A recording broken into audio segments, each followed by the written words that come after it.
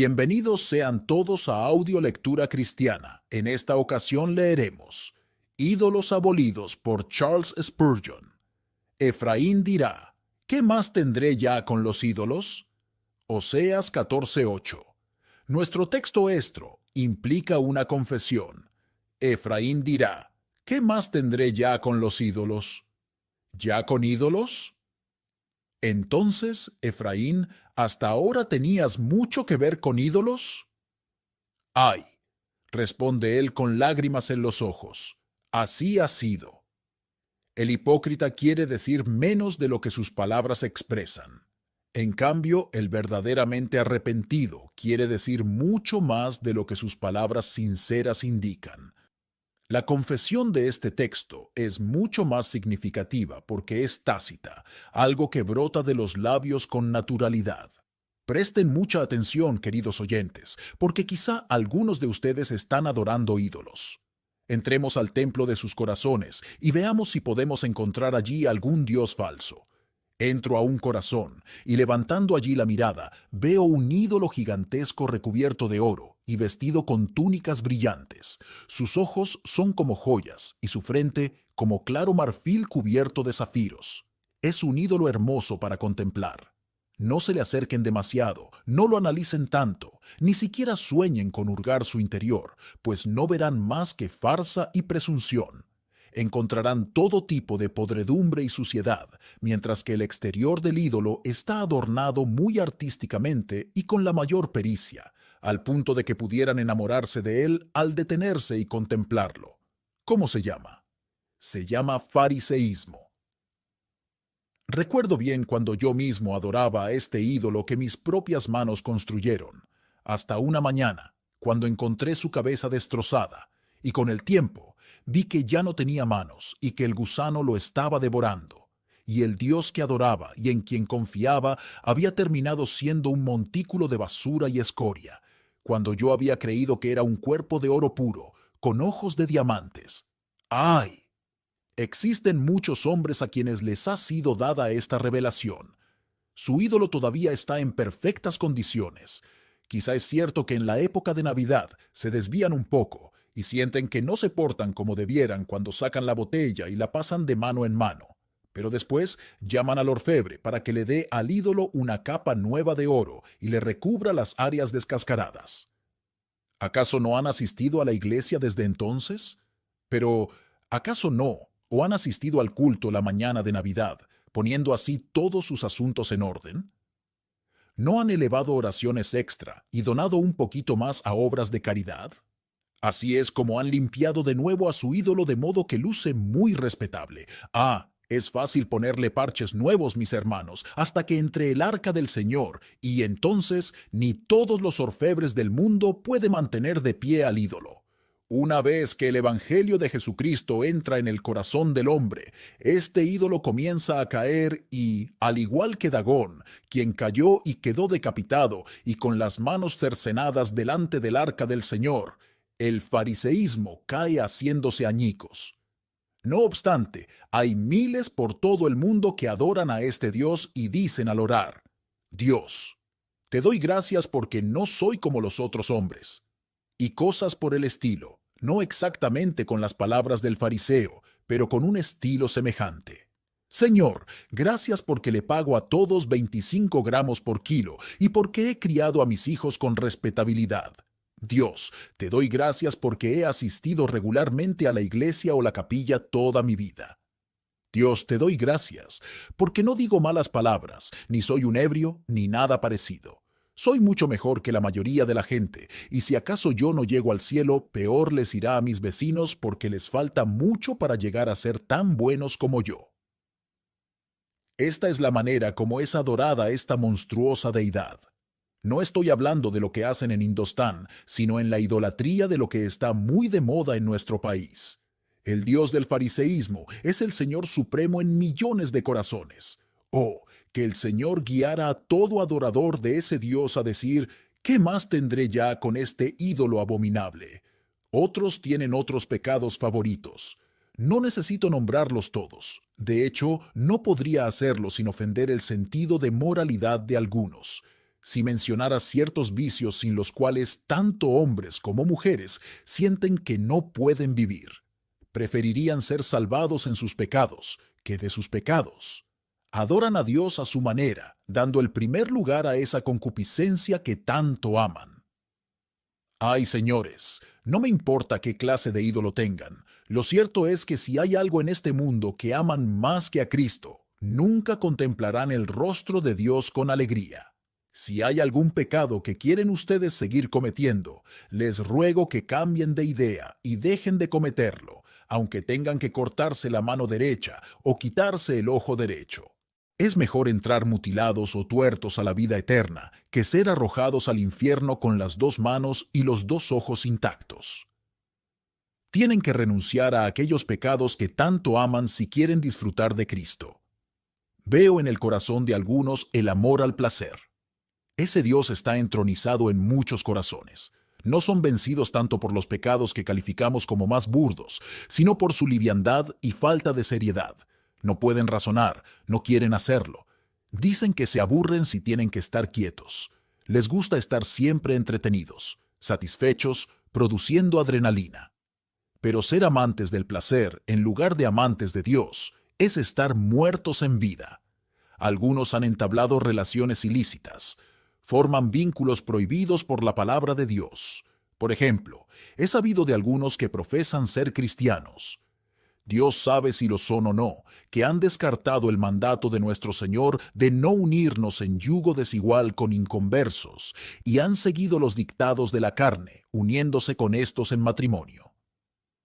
Es cosa terrible estar casado con alguien del que uno sabe que al paso del tiempo tendrá que separarse para siempre, uno quien no ama a Dios y por lo tanto nunca podrá estar en su compañía en el cielo. Si este ya es el caso de alguno de ustedes, sus oraciones tienen que elevarse al cielo día y noche para que su pareja querida pueda acudir a Cristo como su Señor y Salvador.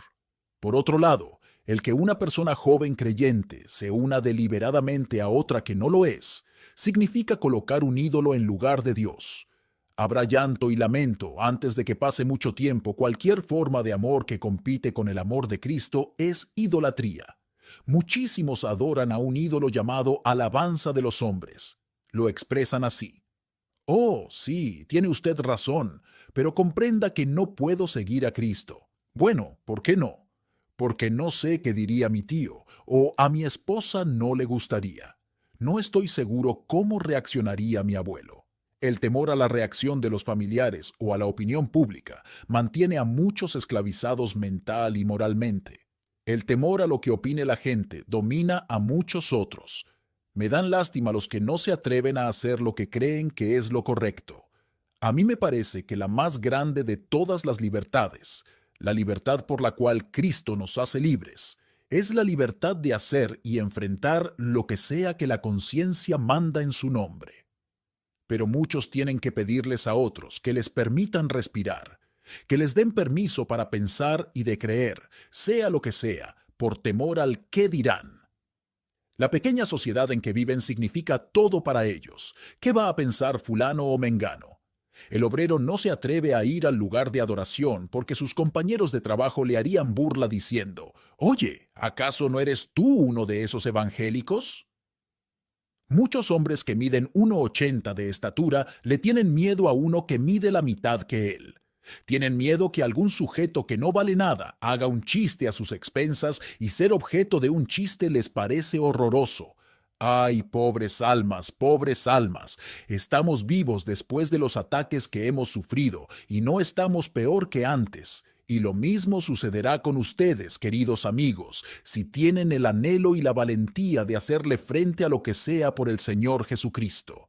Este ídolo del temor al hombre devora a miles de almas. Es un ídolo sediento de sangre, tan cruel como cualquiera de los ídolos hindúes. El temor del hombre pondrá lazo. Algunos de ustedes saben que son demasiado cobardes y no se atreven a hacer lo que saben que deberían hacer por temor a que alguien haga un comentario sobre lo extraños y lo raros que son. Dios les ayude a librarse de ese ídolo. El último punto es la pregunta definitiva. ¿Qué más tendré ya con los ídolos? Digámoslo así. ¿Qué tengo que ver con ellos de aquí en adelante? Ya he tenido demasiado que ver con ellos. ¿Qué han hecho ya mis pecados por mí? Hermanos y hermanas, miremos objetivamente lo que los pecados han hecho por nosotros a lo largo de nuestro peregrinaje. Hicieron que el hermoso Edén, ese jardín creado para nuestro deleite, se transformara en un desierto y nos convirtió en hijos de trabajo arduo y nos ha causado mucho dolor. ¿Qué ha hecho el pecado por nosotros? Nos ha quitado nuestra belleza y apartado de Dios, ha puesto como guardia al querubín flameante con la espada desenfundada para impedir que nos volvamos a acercar a Dios mientras vivamos en pecado. El pecado nos ha herido, arruinado, matado y corrompido. El pecado ha puesto la enfermedad en el mundo, cavado la tumba y alimentado al gusano. Oh pecado, tú eres la madre de todos los pesares, lamentos, suspiros y lágrimas que han existido en este mundo. Oh pecado miserable, ¿qué tenemos que ver ya contigo? Ya hemos tenido demasiado de ti, y no hemos tenido, ustedes y yo personalmente, ya demasiado de nuestros ídolos. Afirmo decididamente que yo ya he tenido demasiado que ver con mi fariseísmo porque, oh, cuánto aborrezco pensar que alguna vez he sido tan necio como para pensar que había algo bueno en mí, que alguna vez soñara en volver a Dios con mi propia justicia. Oh, no quiero ni pensarlo. No permita Dios que, ni siquiera por un momento, esté yo más que avergonzado de haberme jactado por lo que podía hacer, sentir o ser. ¿No se sienten ustedes humillados cuando recuerdan tal orgullo y engreimiento? ¿Qué tienen ya que ver con el ídolo de la justificación del yo? Nada. Ya nunca podemos inclinarnos ante esto. En cuanto a otros ídolos, no han tenido ya bastante que ver con ellos. El convertido que antes fue un ebrio dirá: ya he tenido bastante que ver con la copa de intoxicación. ¿Para quién el dolor? ¿Para quién lo amoratado de los ojos?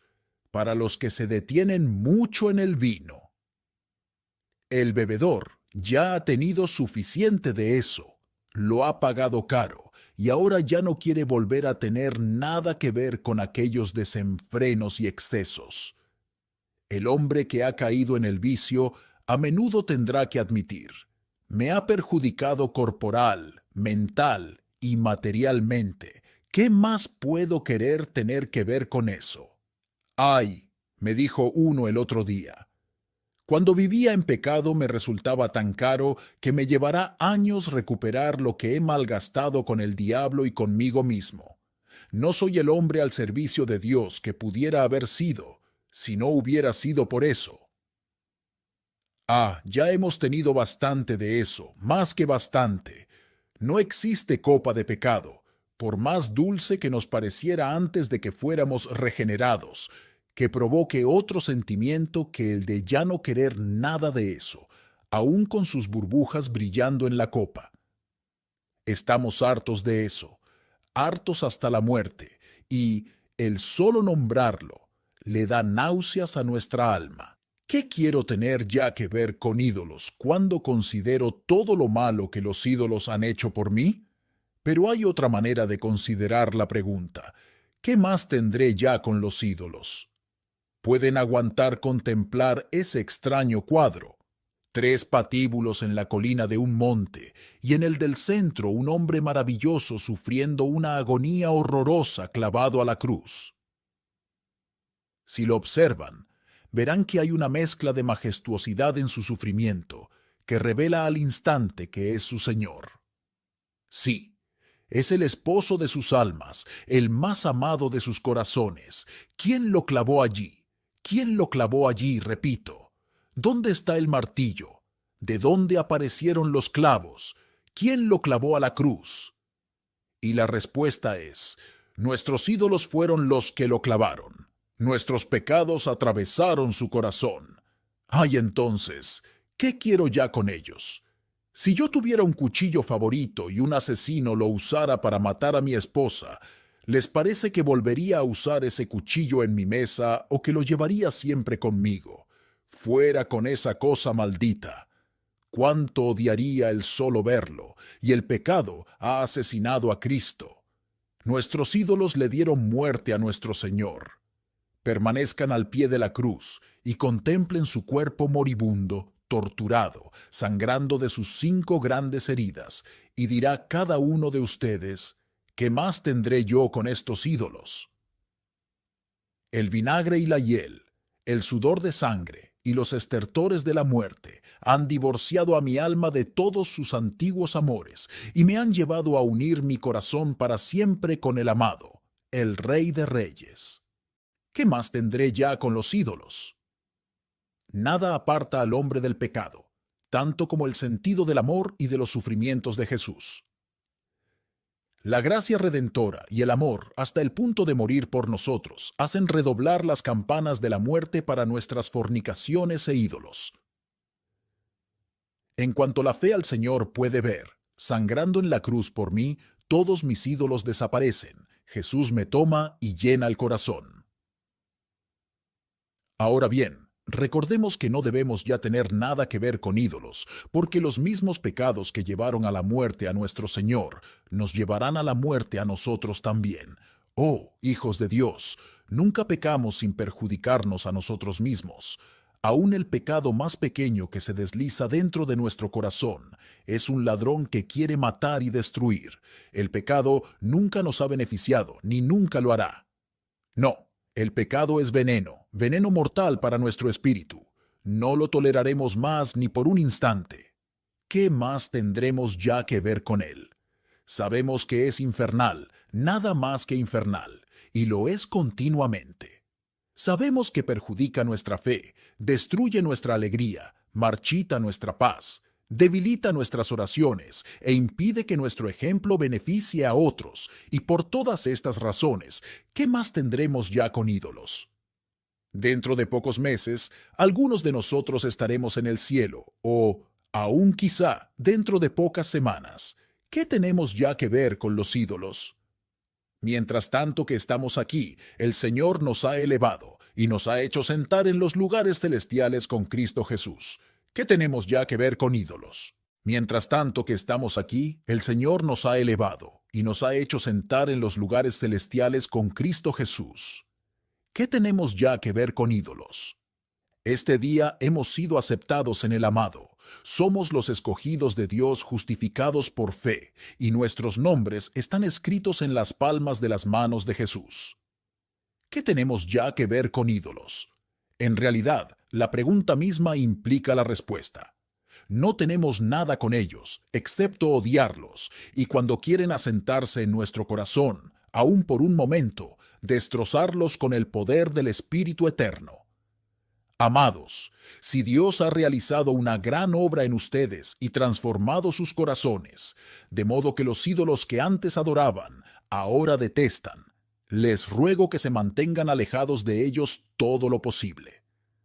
Si no quieren tener nada que ver con ellos, entonces no vayan a lugares donde se les honra. ¿Qué más tendré ya con los ídolos? Si sé que una calle está infectada de viruela, no querré andar por ella. Preferiría evitarla para evitar la plaga. Lo mismo sea con lo que una vez fue su pecado más querido. Aléjense de él cuanto sea posible, como lo harían de una enfermedad muy contagiosa. No tengan ya nada que ver con los ídolos, por lo tanto, no entren en sus templos ni se junten con los que les rinden culto. Manténgase lo más lejos posible del pecado. Si han aprendido a decir, ¿qué más tendré ya con los ídolos?, también cuídense de no dar la apariencia del mal, ni de tener ninguna relación con él, lo cual corrompe las buenas costumbres. El bar, el salón de baile y el teatro no son para ustedes. Detesto oír a los cristianos preguntar, ¿qué opina usted de este o aquel trivial entretenimiento? Pues bien, mis queridos amigos, si disfrutan ustedes de algo que tiene en sí alguna suciedad, pongo en tela de juicio el que sepan algo del amor de Dios. Recuerden el comentario de Rowland Hill a la persona que le gustaba ir al teatro. La persona dijo, «Bien, señor Hill, usted sabe que soy miembro de la iglesia, pero no asisto con frecuencia. Voy apenas 1 o 2 veces al año, como algo especial nada más». «Ah», respondió Hill, «usted es mucho peor de lo que pensaba. Suponga que alguien comentara y se corriera la voz de que el señor Hill comía carroña y que le encantaba comer carne podrida. Y suponga que se me acercara alguien y dijera: he oído, señor Hill, que le encanta comer carroña. Oh, no, le contesto, de ninguna manera. No la como regularmente, solo como un platillo 1 o 2 veces al año como algo especial, nada más. Entonces todos dirían: le gusta más de lo que pensábamos, porque si hay pobres gentes que tienen que comerla todos los días porque no pueden conseguir nada mejor, el gusto de ellos no está tan viciado como el suyo, que se aparta de la comida saludable y considera la podredumbre como un platillo fino y exquisito para comer. Si podemos encontrar nuestro placer y deleite donde siempre está cerca y accesible el pecado de la peor clase, donde la fe cristiana está fuera de lugar y donde no podemos esperar que Cristo nuestro Señor se haga presente, no hemos aprendido a decir con Efraín: ¿qué más tendré ya con los ídolos? Apártense a toda velocidad de cualquier cosa que tenga la mancha, aún más pequeña, de pecado, y quiera Dios ayudarles a seguir haciéndolo toda la vida. ¿Es esto a fin de que sean salvos? De ninguna manera. Le estoy hablando solo a los que son salvos. Si alguno entre ustedes no es salvo, lo primero que necesita es tener un corazón renovado por fe en Jesucristo, y después de eso no hay ninguna imposición, no se le cobra nada, no es obligación pagar nada. En cambio, nuestro anhelo es aumentar su gozo, su alegría, su privilegio, y mantenerlos cerca de su Señor y decir: ¿qué más tendré ya con los ídolos? Dios bendiga a cada uno en el nombre de Cristo. Ahora, en segundo lugar, toda idolatría es condenada por Dios. Juan escribió mucho en esta epístola acerca del amor de Jesús, y lo hizo bien porque sabía más de ese amor que cualquiera. No obstante, habiendo escrito acerca del amor de Jesús, fue movido por un celo intenso, no fuera que de algún modo el corazón de aquellos a quienes escribía se apartara del querido amante de sus almas, quien merecía todo su afecto. Y por lo tanto, no el amor a ellos solamente, sino también el amor a Jesús, lo llevó a concluir su carta con estas significativas palabras: hijitos, guardaos de los ídolos. Primero, guárdense de adorarse a sí mismos. ¿Cuántos caen en este terrible pecado? Algunos por querer encontrar satisfacción en la comida y la bebida. Cuánto comer, y especialmente beber, hablando claro, no es más que glotonería y borrachera. Hay cristianos profesantes que quizá nunca parecen alcoholizados, pero toman un traguito tras otro hasta que se les va a la cabeza, pero no lo aparentan, por lo que uno ni sospecha que sean tomadores. Es una lástima que algunos que profesan ser cristianos se den ese gusto en la intimidad de su casa. Es escandaloso que exista un pecado como este en la iglesia de Dios. Amados, les insto que se aseguren de no ofrecer sacrificios a la glotonería ni al dios del vino. Si lo hacen, dan evidencia de ser idólatras que adoran a sus propias entrañas y que el amor de Dios no mora en ustedes. Hay otros que se adoran a sí mismos viviendo una vida de indolencia. No tienen nada que hacer y lo hacen muy bien. Se toman sus descansos y esto es lo principal en que se interesan.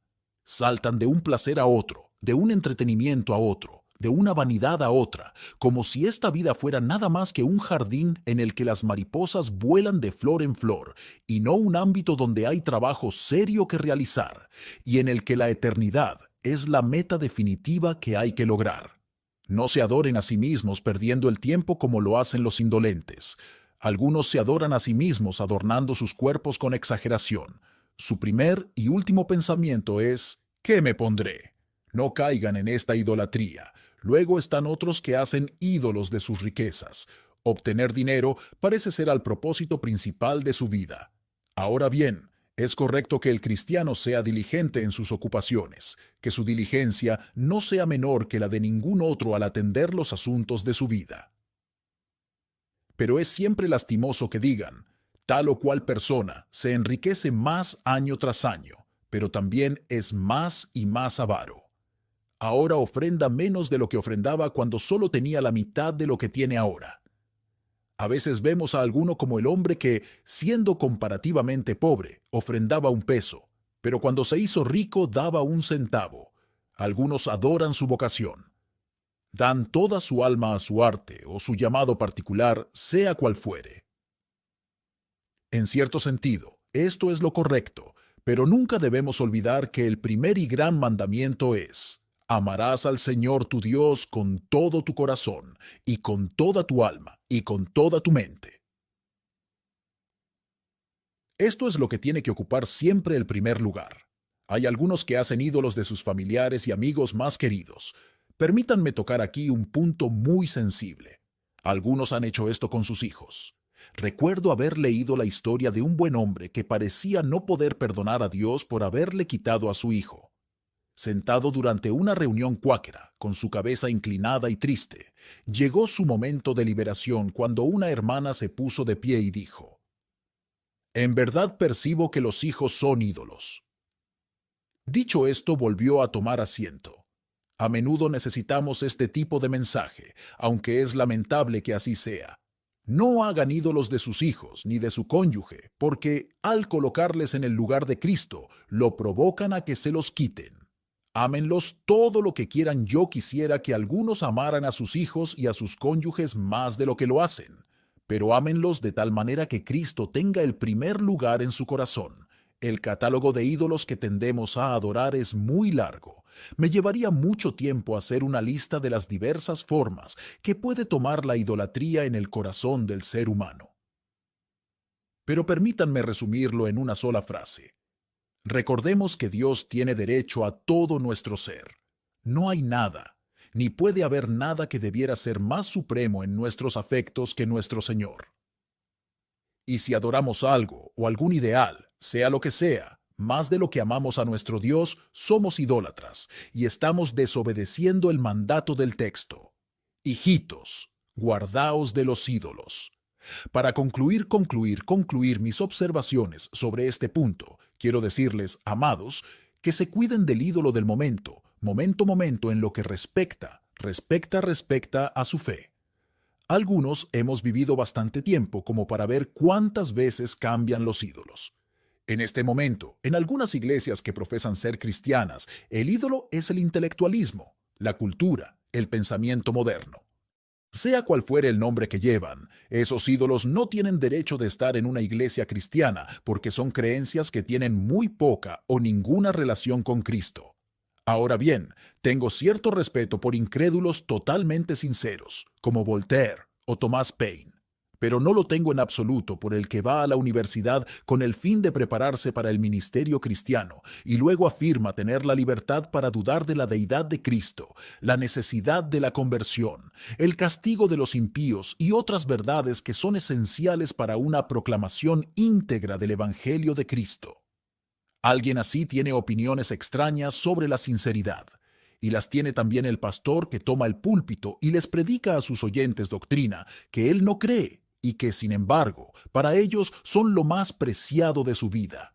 No obstante, en el momento que se le reclama que rinda cuentas por su incredulidad, clama: «¡Persecución, persecución, fanatismo, fanatismo!».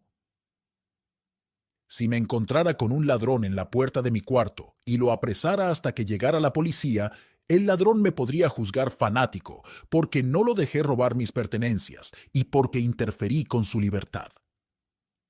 Entonces, de la misma manera, soy llamado fanático porque no permito que alguien venga y robe de mi propio púlpito las verdades que me son más preciadas que la vida misma.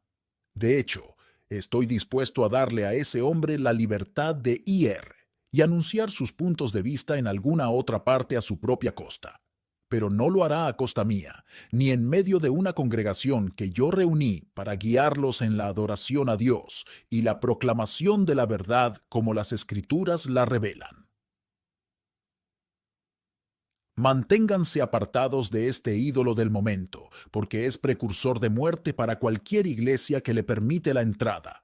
Créanme, mis hermanos, que la iglesia de Cristo aprenderá, aunque no lo aprenda el mundo, que la cultura más elevada radica en el corazón cultivado por la gracia divina, que la ciencia más auténtica es Jesucristo y Él crucificado, que el pensamiento más excelso y la más profunda de todas las metafísicas se encuentran al pie de la cruz y que los hombres que continúan predicando sencillamente y de todo corazón las sendas antiguas son los que ciertamente obtendrán la victoria. Cuando los que navegan en una frágil embarcación que ellos o sus compañeros pecadores han construido, sin timón y sin piloto al mando, irán a la deriva y se estrellarán contra las rocas. En cambio, los que confían en el Señor y lo tienen como su piloto, navegarán lejos de las rocas contra las que otros han encallado y naufragado, y serán llevados al buen puerto de paz donde descansarán eternamente. Amén. Muchas gracias por escuchar Audio Lectura Cristiana. El Señor les bendiga, amados hermanos. Hasta la próxima.